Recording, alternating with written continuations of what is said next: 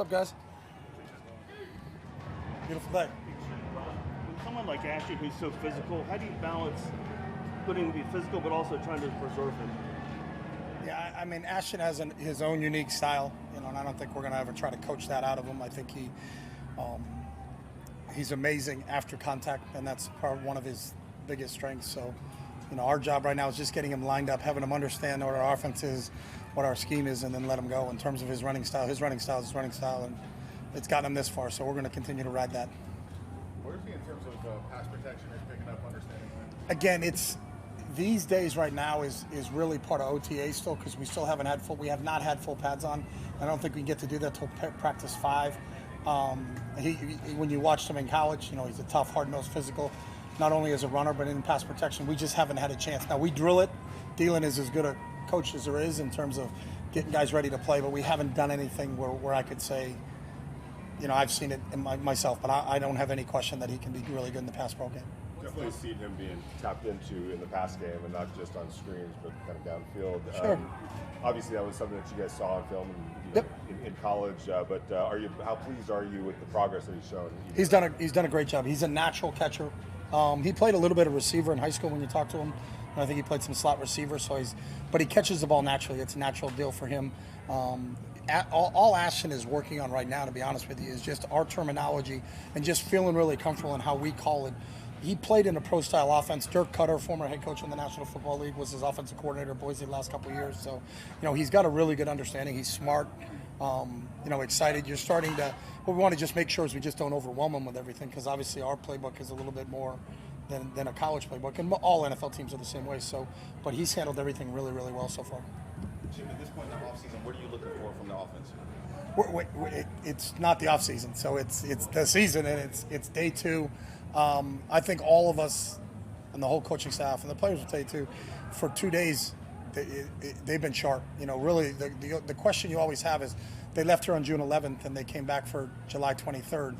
Where were they in the interim? And you could tell that these guys worked on it, not only from a physical standpoint in terms of their conditioning and what they did coming back, but mentally they were sharp, and we've thrown a lot at them, because we came out of the spring, and when we got back here day 1, they were kind of responsible for everything from the spring. So it's been a big install, and will continue to be, but it's because they can handle it. So they've been really, really sharp. They love playing, and so they're as excited. You watch their enthusiasm. It's not fake. They're excited to be out there playing football. So we're excited where they are right now, and it's really about stacking really good days on top of good days. Now we've had 2.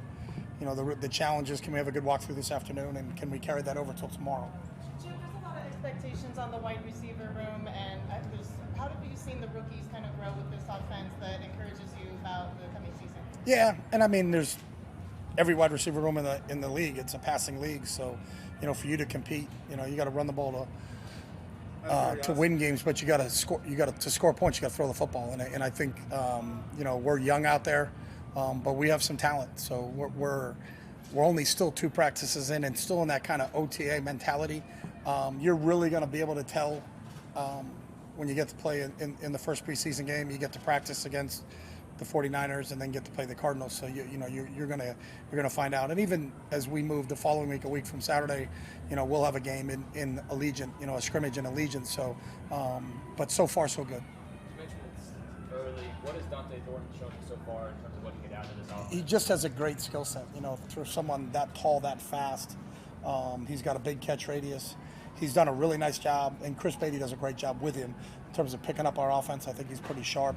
I know Gino really it's comforting to Gino to know he's got someone that fast, that tall out there, because there's a big body to throw to that can run and stretch a defense a little bit. So, he's been really good. But I think for all these guys, as you start to get into the second week of training camp, and then the preseason games is when you'll start to really be able to get an idea of where they are. You mentioned being able to, the guys picking up on schemes and playbook. How excited does that make you? Just like, I got guys who can absorb, retain, and go out there and execute. It's awesome. This is such a good group to coach. Like they want to be coached. They're thirsty for knowledge. When you go into the meeting room, there's a little buzz and there's an excitement. It's not like, oh God, we're in camp. What are we doing here? It's like they're excited. And it's special when you get an opportunity to be on an NFL roster, and I think these guys are really taking advantage of it. And as a coach, it makes it a blast to come in this building every day. And I think a lot of it's from the tone that Pete has set. He's made football fun for these guys, and this group loves playing football. So it's been a lot of fun. Yesterday, Gino came out and said that you've been doing a good job of putting players in position to really make plays. Obviously, you have your scheme in which you want to implement, but how much goes into really learning each player and creating schemes just for them in particular? That's a great question, and I think there's a ton involved in that. Is being able to figure out what are the strengths and what are the weaknesses of each individual player, and then trying to put them in positions where they can make plays. The beauty of it is that the guy pulling the trigger can run everything. So if we're with Gino and say, hey, we'd like to do this, he can do it. If you want to do that part of the game, whether it be quick game, he can do it. Throwing deep ball, he can do it. Throwing the intermediate big balls, he can do that. He's got so much experience, and to have a veteran quarterback there it's such a comforting feeling. And really, Aiden, who's got experience, he's not a rookie, and in his first 2 days, he's been really, really sharp. But two guys that when defenses are trying to do some things, and Pat does a great job of trying to scheme you up, show you one thing, but then give you another, and for those guys to be able to diagnose this, and they're the point guard, they're the ones that are pulling the trigger every play. But to have those guys doing it makes it really easy. That point just about kind of figuring out what the guys are out to do. In terms of a guy like Brock, how much fun do you have in figuring out what you can do with him in this offense? Well, that's part of it, and you learn every day. So, you obviously know that he can go deep. He can catch shallow routes. I learned over the summertime he can hit grand slams. So you learn more about the player every single time you're around him. So if for some reason it turns into a home run derby and we're playing anybody in the NFL, I'll take Brock. So, but he's just such a special weapon, and you ask him too, he's still learning. I think Kirby did a great job at Georgia in terms of how they used him. And I think you'll start to see. I think you can use him in a lot of different ways, and he's a special player, and so we're really excited about him. For Jack Bush, we've seen him kind of moving around since OTAs, trying to find his role in the offense. What do you think the biggest areas of focus for him should be going into training camp? Well, it's for all those guys. It's just really, truly understanding the offense. For a veteran, it's they're thinking about their release plan. For a rookie, they're thinking about, do I line up +2 from the hash, -1 from the hash? My route is a slant, and they haven't even recognized the defense yet. When you're an older player, that stuff's kind of second nature for them. Now it's, what's my plan? Is it press? Is it off man? How do I want to release this guy? Some of those things. So it's just him getting more comfortable in our scheme. But he, in a lot of college players nowadays, he played in 2 different systems. He was in LSU system and did a nice job in that system, and now he's played for Sonny at TCU, and so that was a different system. So he's sharp and he's picking things up, but both him, Dante, Ashton, they're still rookies, and they still have, even though they got here right after the draft, they haven't had pads on. We still haven't gotten to that point, so we're still running around, and hopefully everybody looks good in this, and they do. So that's a positive. Chip, we've seen they are playing a little bit of guard. Jordan was playing center today. Yeah. Meredith. Feels like this offensive line has some versatility and some guys that can cover a lot of different positions. How good is that depth, or what do you feel about the depth so far? Pads. Yeah. I'll go back to that one. Right. A lot of guys, I've seen guys look great, and then all of a sudden you put the pads on and you're like, where did he go? Well, he's still here, but you just don't notice him as much anymore. But to have versatility, I think that's a real big deal. Jordan can play both center and guard. JPJ can play both center and guard. Thayer's played guard, can play tackle, can he swing? I think bringing in Alex Kappa was a great maneuver because it really adds a veteran that's played multiple positions. So we're going to try to sort that out. The one thing about the NFL that's so much different than college is game day. You're going to have either 7 or 8 guys up on game day. So whoever the 5 starters are, that's great. Those other 3 guys, you don't have 10. So you don't have a backup left tackle, backup right tackle, backup right guard, backup left guard, backup center. You got 3 guys. And they got to be able to go no matter who goes down. So, if you lose 2 tackles, then 2 of those backups technically got to go play tackle now. And the more versatile those other guys are, the better it's going to be for your depth, especially in game. What have you thought of Jacoby Myers thus far? You think he's poised to have a big season from how his training camp has gone early on and everything? Yeah. Well, he had a big season last year. Yeah. I think the only receiver in the NFL not to drop a ball. Such a sure-handed receiver. He can play both inside and outside. Showed up a lot today. I thought he made some really, really big plays today. I know Gino has a really good comfort level with him. But I think his versatility from, similar to what we just talked about with the offensive line, his ability to play inside and outside, it really helps us. You know, if we got 2 tight ends in the game, can he be an outside receiver? If we don't have 2 tight ends in the game, you know, can he play and line up in a tight end position in the slot? And he can do it all. So he's a good weapon to have. I know Brock can kind of move around to different positions. Does that just kind of give you a chance to express a lot of creativity on offense? It does, and I think what you're looking for is matchups, and defense is the same way. A lot of people on defense have gone to more multiple dime linebackers, guys that were safeties that are playing linebacker. Jamal Adams is a guy that, you know, I think there's a reason they brought him in here. You know, the league is like that. It's almost a little bit, there's some positionless deals. Like, hey, they got 3 or 4 guys that could be, he could be a tight end, he could be a receiver, he could be a receiver, he could be a running back. He could be a safety, he could be a linebacker. He could be a linebacker, he could be a defensive end. So the more versatility you have, I think it helps you and it allows you to be more creative with the schemes that you have. All right, guys, thank you. All right,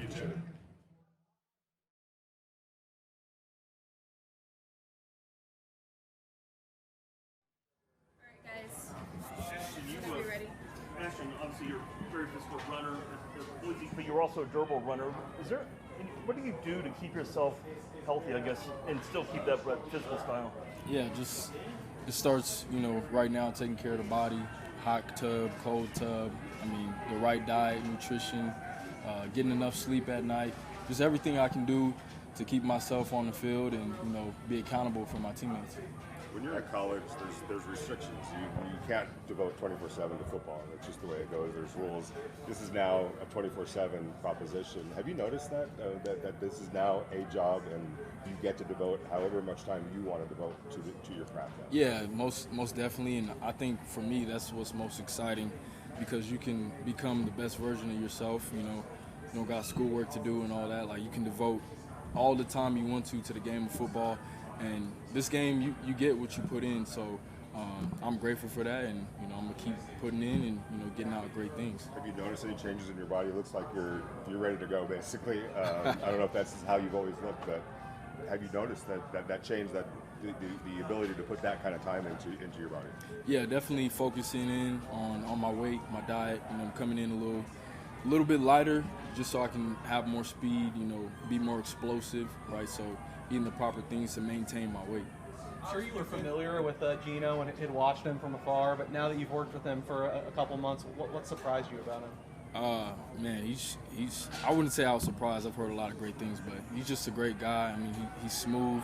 He runs the offense well. I mean, he makes crazy throws out there, threading the needle.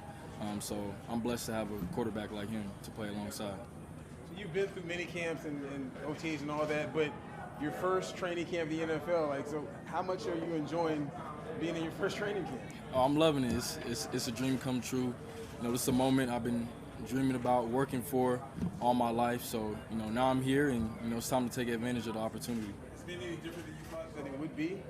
Nah, I mean, a lot of hard work, trying to get better each and every single day, long days, early mornings, late nights. So, that's what I expected, and, that's what the game of football comes with. Sure. Ashton, there was when Randy Moss was a rookie, I guess there were moments in his rookie camp that let everyone know, wow, that's Randy Moss as early as camp. And great players have that moments in camp. Have you had the opportunity to have that moment yet? Has it happened, you think, already? I don't think so yet. I mean, especially as a running back, to me, it's really when we put the pads on. So, I'll let that happen when it happens, Is that a moment you're looking forward to? Oh yeah, most definitely. You mentioned you ran a pro-style offense at Boise. How would you kind of compare and contrast both of those, and what's that process been for you, picking this one up? Yeah, I think the fact that I did run a pro-style in Boise has made the transition a lot easier. Being under center, being under the gun, all that type of stuff. And then in this offense, I think the only thing that's a little more different is catching the ball out the backfield a little more. As Boise, I was really just grounded and pounded, Are you excited about that part? We've obviously seen you involved in the passing game right now. Just show that off. Yeah, definitely excited. I feel like that's a part of my game that wasn't really shown that much at Boise State. So I'm hoping to bring that to life some more. Working behind the offensive line, do you not really? Do you have the week to get in pads to really get that chemistry going, or can you establish that now? I think you can establish it now. Coach Pete Carroll talks about it a lot, just your imagination, right? So a lot of the runs, and they're going to hit a little different right now because you don't have pads on, but if you can kind of imagine it and just play the technique and fundamentals so that when the pads do come on, you're just ready to go. It's second nature.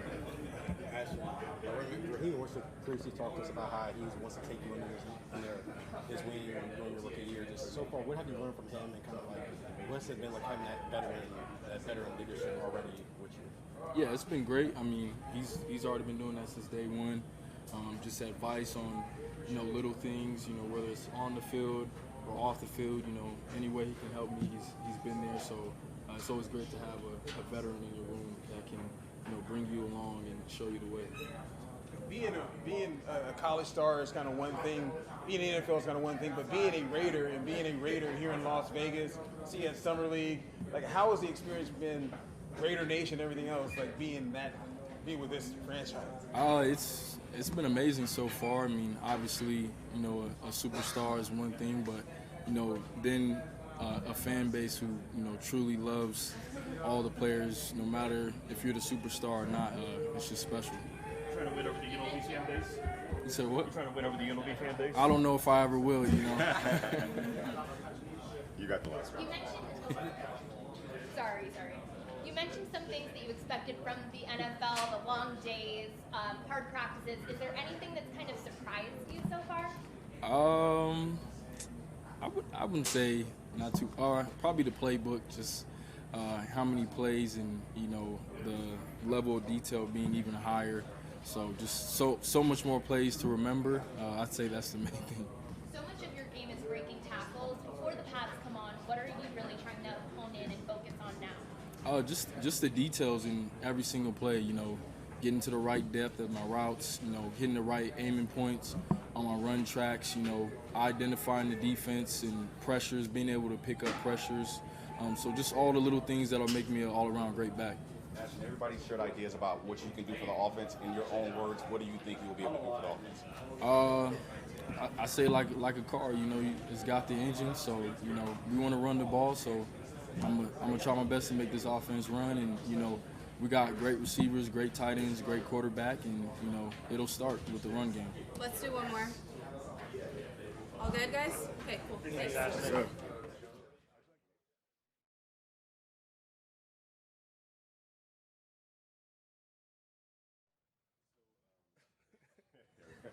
We'll make it worth it. Who's that guy? Rock Center. No, stay over there. You spent a lot of time, obviously, with Max Crosby this offseason. He talked about how it was a little process for you, at least in his eyes, and that it's all systems go now. How beneficial was it just getting under his wing and learning his way? Oh, crucial. I mean, being with him every day, learning how to work like him, how to get an edge like him, and, just doing everything he's doing. I mean, it's making me a lot better player, but, a lot better person. How he attacks everything in this facility. He attacks it off the field and attacks it at home. So, I've been taking what I've been learning with him and trying to become a better player, but also a better man. So. Not that you didn't know that it was going to take hard work at all, but there's a level of hard work in college, and then there's a level of hard work in the NFL. Was that a little bit of an awakening? I mean, yeah, of course. I mean, in college, they own you pretty much. You're there every single day. You maybe get 2 weeks off a year, and you're a student, and then get to the NFL, and then it's like, whew, it's on you. You got all this time. Right. I don't know what to do with my hands. So, no, it's definitely something you got to learn, and to have a guy like Max and, have the strength staff here really, help me out and keep me around the building. I mean, it was, you think about it and people think it's a lot of hard work, and it is a lot of hard work, but it's just so much fun too. So I think that's what makes it easy to come into the building. Speaking of guys, you got to spend some time with Gino. Shared yesterday that when he came here, you flew down to Miami and met with him, worked with him.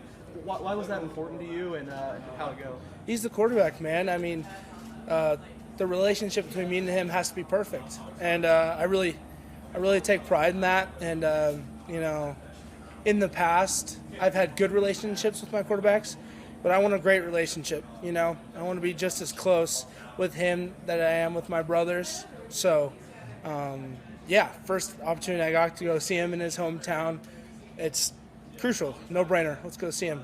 And it just happened to be, like Fort Lauderdale, Miami. So had some good food down there. I don't know if you heard the quote yesterday. Max said it wasn't really a smooth sailing with you guys from Yeah. the beginning. I guess how did that relationship kind of develop, and where did it maybe turn? Yeah, no, I mean, coming in, I had a lot of rough trials. I missed a little training camp. I missed a little bit of OTAs.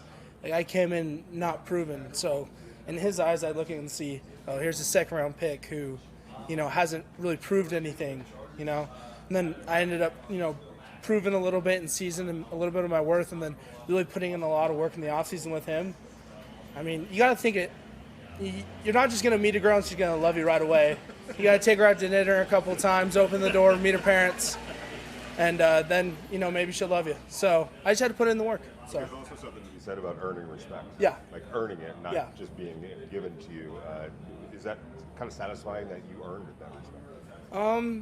Yeah, it's satisfying, but it's more just like I'm happy that I have the relationship that I have with him, He's like one of my best friends now. So, yeah, I'm happy that I earned it, but I'm also like I've gotten so much out of it too. So. You said going down to Fort Lauderdale, Miami, and Yeah. with Gino. What's something maybe that you learned about him that you maybe didn't think that he was like looking at him from afar? We kind of look at his age and you go, oh, he's maybe a little bit of an old man, No, he just has so much youth, so much fire in him. I've talked about it before, but he just has so much energy and so much want and so much, left in him. I think that's the biggest thing I kind of took out of it, just because before I grew up watching Gino. Like when he was drafted, I'm in middle school, elementary. Like I don't want to age him like that, but it's just you get to meet the people that you kind of watch growing up. So it was just really cool to meet him and see who really he is. So That being said, how about his athletic ability as far as like his ability to throw the ball and whatnot? Do you see like, man, he's got. Oh yeah, of course. First time he stepped in, he's lifting with us, he's moving, he's throwing, he's got so much fire, he's talking trash. Like he's not old. Age is definitely not defining him. So his athleticism is so fun to watch, and I think it's going to be such a weapon. What did you get to take out of the trip to Australia, New Zealand, and being able to tour down there? Yeah, no, being down under was awesome. I didn't even know I was going. We had somebody back out. The Raiders reached out and said, hey, do you want to go down to Australia? And that's a once-in-a-lifetime opportunity. So, of course. But being able to go down there and meet the great people of Australia, New Zealand, the Kiwis, it was unbelievable. Such great hospitality. And I think the biggest takeaway I got to say is you walk around and everybody's wearing Raiders. It's crazy. Like, they love silver and black down there. So getting to walk around, I think I had some funny interactions. So I walked by and someone's wearing a Raiders. I'm like, hey, like, nice shirt. The guy's like, oh, thanks, man. I was like, all right.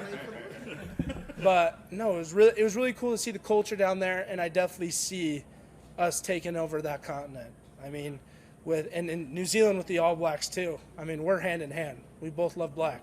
So I think we're gonna grow a lot of our following down there. Maybe get a game down there. That'd be awesome. So it was really cool to be a part of that kind of first interaction and be able to, spread the good word of the Raiders. So. How long was the plane ride, and have you ever been on a plane ride that long? I've been on a 8-hour plane ride, but that was 16. It's kind of tough. Going there is not bad. Coming back is pretty bad because you're going back in time. So, yeah. You, obviously not in pads yet, but what have you learned so far blocking for Ashton? He runs hard. He runs hard, and he doesn't make a lot of mistakes. And when he does, he learns from them. And that's all you can ask from a rookie. Learn from your mistakes. And he's doing everything that he can to be great. And you see it, and you hear it, and you feel it. So he's doing great. As far as pads, what do you want to see from once you guys go into pads? How excited are you to see him when you go to that part? Oh, really excited. It's pads. This is what we're here to do. We're not playing 7-on-7. I know there's Olympic football now, but this is real football coming up. So watching him block and hit, it's exciting. So. Jay, how much are you relishing being the guy at center and being a leader in that role? Yeah, it's great. I'm just trying to earn it every day. Nothing's given to me. Nothing's been said. I'm just trying to earn what I can, and I'm trying to earn the trust of my guys, the trust of my team. And I think we're going to have a great year, and I think a lot of the guys are having a lot of fun on the offensive line. So just competing and having fun and, getting closer to the guys around me. What's that competition like? How they embraced it on the offensive line in that room? I mean, you think about it like how the coaches are doing it, go ones against twos, twos against ones. I mean, it doesn't matter where you're at, you're going against great competition. So, I mean, this isn't Love Island. We're not mad at each other, Like, we're out there just trying to have fun. And we're just trying to work hard and get better. We're all trying to help each other. It's not, I don't have to give a rose to somebody at the end of the day, so I'm feeling good. So the next big trip? When you put the pads on? No, not really. So the next big trip for you? No. No. I got a fiance. She'll kick my butt. So. I got one for you. So you grew up a Raiders fan, a ton of fans at practice today. Has to be surreal to live out your childhood dream every day.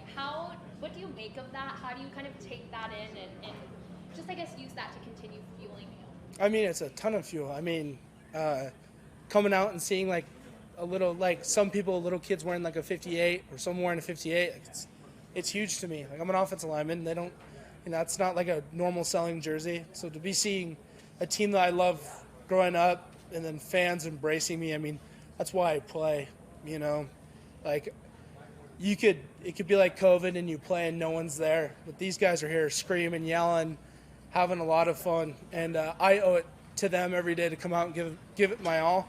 Because if I don't, I'm letting them down, So it's so awesome to see them out here. And it's so cool to see, people starting to wear offensive line jerseys. So, yeah. We've seen so much of your personality in year two come out, and you're giving fans an opportunity to get to know you and to see you. How important is that for you to be a face of this team and just let fans kind of see who you are? Yeah, no, I mean, it's really cool to do. I mean, I got to thank the Raiders for letting me be able to show my, personality. But I think how I play, who I am, and how I work really embellishes what a Raider is. So being able to, put my face out there and have people, see that's great. And be able to, grow my brand and, all that kind of cheesy stuff. But just whatever the team needs me to do, I'm going to do. So if they need me to go out there and shake hands and kiss babies, I'll do that, and I'll do it with a smile, and I'll love it. So. Last one, guys. When you think about Chip Kelly's offense, what are some things that you believe are like kind of some non-negotiables or things that you really feel like you have to master to really hone in this offense? And what do you think are some things that you really think are to your advantage in it? I mean, speed. I think speed and running the ball. I mean, I think it all starts up front. It's corny for me to say, but I'll die on the hill.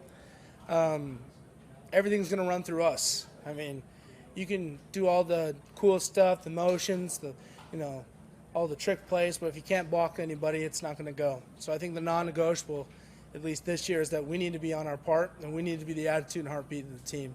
So, and I think that's being communicated by the coaches. And it's being heard in the locker room. So, yeah. Thanks, guys. Appreciate you guys. Thank you.